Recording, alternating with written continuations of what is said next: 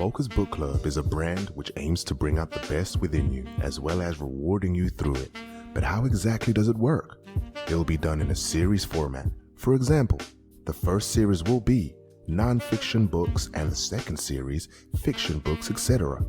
Each series has 12 episodes which last 3 months, at the end of which we spend 2 more episodes to review all the recommended books, as well as to reward our faithful readers with various precious gifts.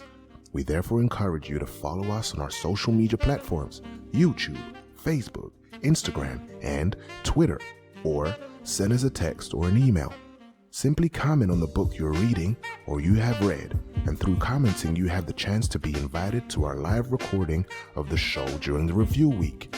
In addition to this, you will also be entered in a draw to win various prizes as a reward for your reading.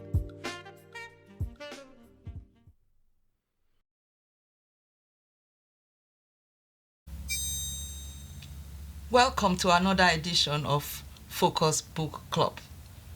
It's always an exciting moment for me to be here talking to you about our popular book club, Focus Book Club. Today we are doing something very different. We are talking with a specialist, someone who is in charge of children or who takes care of children with special educational needs or with additional needs. So get ready. And if you have questions after all we are going to be talking about today, make sure you write all your questions or make sure you send all your questions to us. Send us email or text, whatever way you want to get to us. Or go to our website and just put your message there. We will certainly get back to you. So she will be answering all your questions. Now today, we are meeting a woman you probably have seen before, but today she is here, in her own capacity. She's not here to talk about any book or any author's book, but she's here to talk about what she has done or what she's doing to help children in need. So here is my dear sister Esosa. Nice to meet you and to see you again. Thank you very much for having me. You're welcome to Focus Book Club. Thank you. Now, I would like you to introduce yourself first, and then we can now start asking you those questions that we are all, so many questions will come up. So, introduce yourself. My name is Esosa Evbonaye. I'm a pediatric speech and language therapist, which means I work with children from 0 to 19 years that have speech, language, and communication problems. I study human communication science, which means the science behind the way we human beings communicate. What makes us, some people, very quick to process information and give you answer as soon as you answer questions, or what makes people have stammering, and what makes people slow in responding to questions when you ask them. So you studied all that? Yes. Good. And you are also the founder of Total Aspiration. Yes. And what is that about? Having worked in the NHS for a while, and I have, based on the experience I have with children, I founded Total Aspirations. Total Aspirations is an independent speech and language consultant company. It's a limited company. We specialize in working with children within the education setting and within the home setting as well, which is children that have educational needs. Okay. It could be speech and language, it could be other needs, but as far as educational needs is concerned, that's where we specialize on. Okay. So when you say educational needs, now, how do we see signs of children with educational needs? Now, a child is growing up in a home like every other child, and all of a sudden the child gets to school and the child begins to to go through some difficulties. But what were the first signs at home that a parent would have been able to notice before sending the child to school? Recent research have shown that a lot of children start school without actually having the necessary skills to progress or to do well within the education setting. One of the first signs that you will find in children is that they're probably slow in learning things. Let's say, for example, we know that when you have a baby, from a very young age, babies start looking, staring at you, learning about your faces, and then learning to smile, learn to crawl, learn to walk, and then learn to talk. Okay. But sometimes, for some reasons, or some unexplained reasons, some children begin to develop very slow. They're slow in sitting down, they're slow in crawling, they're probably not slow in any of those areas at all. But when it comes to actually learning that if you put your hand in that, that's going to burn you. You've told that today, don't put your hand there, you're going to get hurt. And then the next day, the child put the hand there again. Learning becomes a challenge for that child. Or you told the child that that's blue. But in 2 or 3 days' time, the child don't remember what a blue color looks like. It's learning, you can see that there's Very slow. There's a problem in learning there. And that's when the teachers, for example, now take it up. Yes. And if the parents at home couldn't notice it, yes, then it's the teacher at the school. teacher will pick you up at school, probably from a very young age in nursery age, sure. that, okay, I think this child is beginning to show signs of learning difficulty. You've taught the child how to go to the toilet or to wee, how to go to the toilet, to use the toilet, but the child keep doing it on the carpet. It's taking more than necessary. For example, it takes about, I don't know, let's say, for example, it takes 6 months to train a child, but this child is taking more than a year. Then you can see that there are signs of... Now, here is, first of all, I want to ask this, what I will call a $1 million question. Now, do children with special needs end up later in life, when they become adults? Do they become what they want to become? Of course. Okay, how does that happen? Like you said, that's a very good question. Like I say to every single parent, every teacher that comes through my door, is early intervention is key to success. Okay. If you spot a child from an early age and know that this child has special education needs and the right inputs are put in place, the child will do well and they succeed. I have a child who's gone through special education needs all her life, from primary to secondary school, had educational healthcare plan, and actually studying law now at St. Queen Margaret's University. Wow. Yes, it's not just studying law, it's going to university. It's studying a very, so the fact, so listen to what Sister Esosa is saying today. Now, the fact that a child has educational needs does not mean that child will not become whatever he or she wants to become. Yes. So your child can still be the doctor, your child can still be the lawyer, your child can still be the accountant. So what the parents need is what? What parents need is to accept that a child needs support. I've had parents saying it's hard to actually accept that my child has an additional needs. Now, additional needs ranges from one difficulty to the other. It could be it's not the same for every child. For every child, no.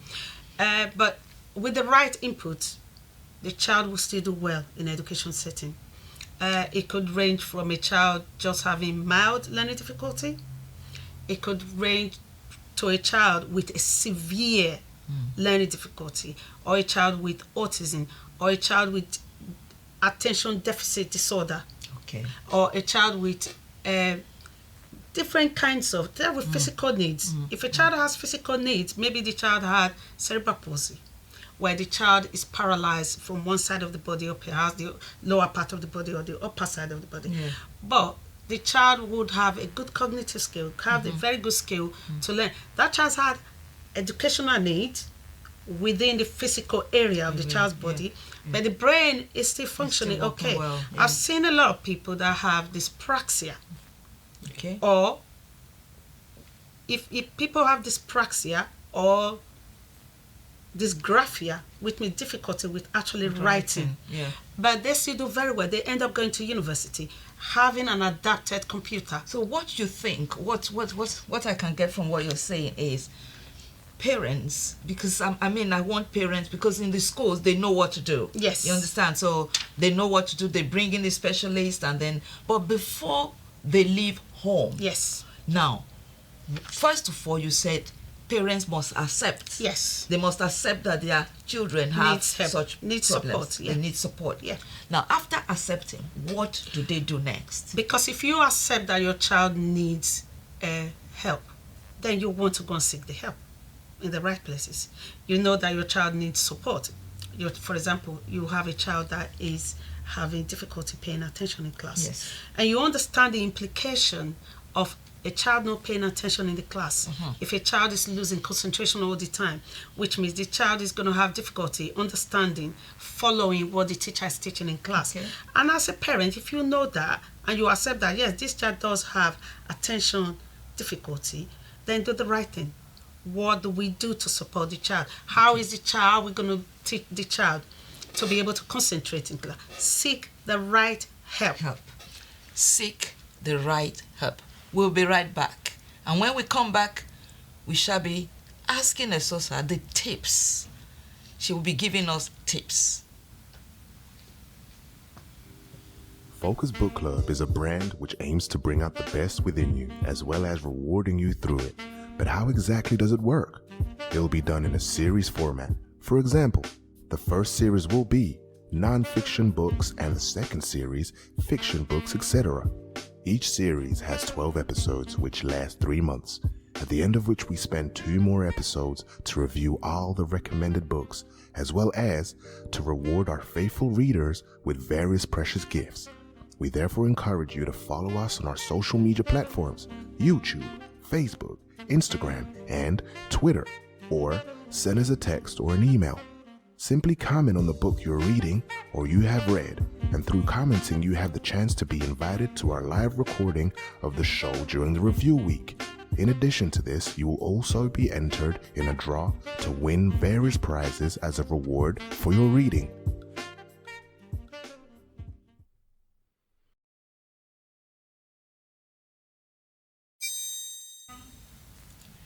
Welcome back.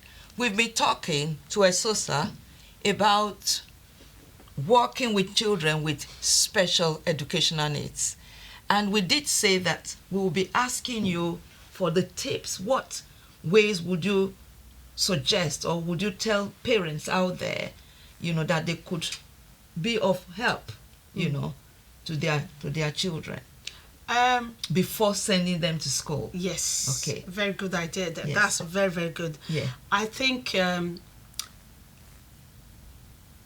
if I'm talking to, I will be talking to a lot of parents from my community here. Okay. Because I've seen a lot of parents from my community, from the African and non-African community, where a lot of parents think that it's the school's responsibility to sort out their children.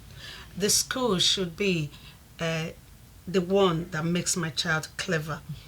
But what we fail to realize is that this child was our child first, before the child went to school. The school is responsible for looking after your child for the short period of time that your child is in school. You have more responsibility as a parent. So if you didn't, for some reason, you did not spot that your child have a problem at home before the child went to school, and the school now highlight the difficulty, it will be appropriate as a parent to take the right step. Okay. To actually investigate, and then if you find out from yourself that you think that your child do actually have a problem, you believe and you accept that your child needs help, it's not necessarily a problem. It's just for you to accept that this child needs support. And to know what to do. You seek the right help. What kind of support does this child need? Does this child have attention problem? Does he have learning difficulty? Does he have autism? Does the child have Down syndrome? When you have now know where the areas the child fits into, then seek help in the right direction. Now, you talked about stammering. Yes. Now, what is the cause of stammering? Stammering, there is no one single cause of stammering. There's a lot of factors contribute to stammering. Because you are a speech and language therapist. Yes. So, Does that also affect learning? No. Or it's just the communication? Stammering does not affect. That's exactly what I said earlier. Yes, yes. Just because a child has physical needs or has stammering does not mean that it affects the brain. It does affect confidence. It does affect social interaction. Okay. It does affect the way the child will view communication in social environment, how other people will react to him or her if she stammers. And if a child is stammering and you don't understand what, that could cause some emotional It can cause frustration. a lot of emotional frustration. Yes. And environmental pressure can actually result in a child stammering. If you're putting a very young child under a very stressful situation, making them talk when they don't want to talk, that can contribute to stammering. It can trigger stammering. Yes. Stammering, like you said, that question you asked, what causes it? Yes. A lot of factors contribute to it. There is no one single cause of it. But what do we do when we know that our child stammers? What do you do? Seek the right help. Yes, I know in African communities it's not diagnosed. We don't think it's a problem. We just let the child mocking, just learn how to speak. Just get on with it. Or a lot of parents could even laugh at their children and say, I remember parents calling their children, pa, pa, pa. Why are you doing pa, pa, pa? But what we don't realize is that that child is actually struggling. Child is not having fun doing that. But there is another question I would like to ask. This time, I quite understand the stammering thing and all that. Now, a child who needs help at school, sometimes there is that psychological thing about them. They just think that they are not smart enough. Yes. Especially with the system here in the UK where children with special needs, some of them are put in bottom sets. You understand? And so when they put them in bottom sets, then the kids just think, okay, we are there because we are not smart. Yes. So how do we correct this kind of idea? This is the reason why inclusion was introduced. That children should be integrated. They should be integrated into. You think it's working? I don't think it's working personally and professionally. I don't think it's working because the exclusion is still there. Like you said now, children with additional needs are boxed. Are put in a box, and they put them in a box and they put them somewhere. And they do set 1, set 2, set 3. So those with additional needs, they put them in set 7, set 8. Yeah. The very best ones, they put them in set 1. And so that is not inclusion. That is a serious exclusion. That means the children are categorically excluded from the mainstream school. And this is exactly what's causing children to have low self-esteem and have serious psychological problem that can result in mental health in future if not addressed. So how do you think we can solve this problem? Do you think it's good for parents to find out what set their children are and then comment on that? Or, it will be good for parents to know, because parents can work on their children at all. Just because you're in set 7, set 5 does not mean you're not smart. So the parents should explain to them. Good. Yes. And teachers should also contribute to explain and say the reason you are here is because so that you can have a little space to work, because there are usually fewer kids. That's because these children will work better in a smaller size classroom. And then that's what we need to explain. This is not to judge your educational ability. This is to judge the environment that suits you, where you can learn best. And that is not to say that you're not clever. You learn differently from the way the other people learn. The other people can learn at a very fast pace. You can learn at a fast pace. That does not mean you are any lesser clever. I've heard children say, I'm not smart. You see, I am insect, whatever. I'm not as smart as that. They just accept the defeat. That they are not smart. That's because they are children. That's because nobody have told them, education does not measure your smartness. Just because you got a star does not mean you are more intelligent than someone who does not, who got a G grade. And Richard Branson didn't have a GCSE. He's dyslexic. So he was special needs, special education needs, which means he would have struggled all his school life to decode sounds, to actually read, to actually spell. So he wouldn't do well in school. But he is one of the richest person today. That's smartness. So there are different categories of intelligence. So do you think it's always good to identify the strong point of each child and then work on that. Yes, absolutely. You work on a child's strength. You might not be good in reading, but you are very, very good when it comes to practical work. Yeah, yeah. This is the And reason go for why. that. You This go is for the that. reason why Yeah. I want you to study this, do this. This is the reason why you are in class B, because you are very good in maths and the other one is very good in English. Let's talk about me. You are a linguist. You speak how many languages? You speak about 7 languages. I speak 3 or 2 languages. Yeah. But that does not make me. That I am, yeah, sure. Do you see what I mean? Of course, Yes. of course. So, but, sometimes parents, they add to the problems of the children. Sometimes they kind of play them down. They kind of talk to them as if, look, your teacher has called 3 times. You have not been able to understand what they are teaching in class. Could it be because you're not serious or something? So what do you have to say to such parents? I think it's much better if it's like I say to every parent that I say, if a child, something is happening, there must be a reason why it's happening. Like I said, you teach a child, this is blue. And 2 days later, the child don't remember blue. Yeah, It's sure. not because the child is stupid. It's not because the child is dumb. If you, as a parent, you need to look into why is this child not learning this? Learning like that, yeah. Why is the child not serious about education? Why is the child... A parent told me today, I saw some very fantastic parents today, said as soon as they bring the book out to read, child brings a book from school and they want to read it. As soon as it's time for reading, the child runs and hides in the toilet. Spend hours in the toilet saying, Mom, I need to go to the toilet. And then he won't come back. Parents go in there to knock. But you got to investigate what is making this child avoid reading.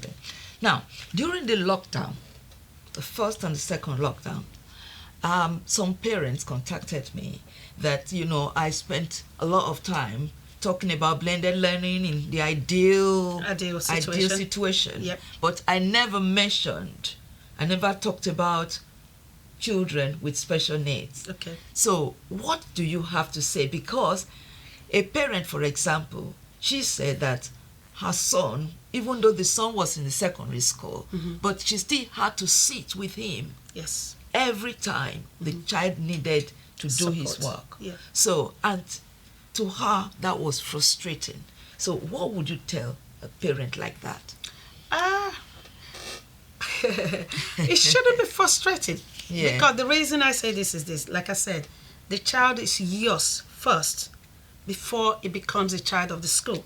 So if you, who is a parent, is frustrated, Then what about- what do you expect the teachers to do? Yeah. So you wouldn't have to complain if a teacher said to you that I'm frustrated by your child. So because a good if one. you, if That's you a are, good one. yes, yes, if you as a parent are frustrated, you should be the best teacher for your child. You should be the one that teaches the teacher in school. Say, look, this is how my child learns. Yeah, This yeah. is how I teach my child. He doesn't learn the way other people learn. This is how he learns at home. This is how I teach them. So do you think there are some teachers that know the children more than the parents? I think so, yes. I think so.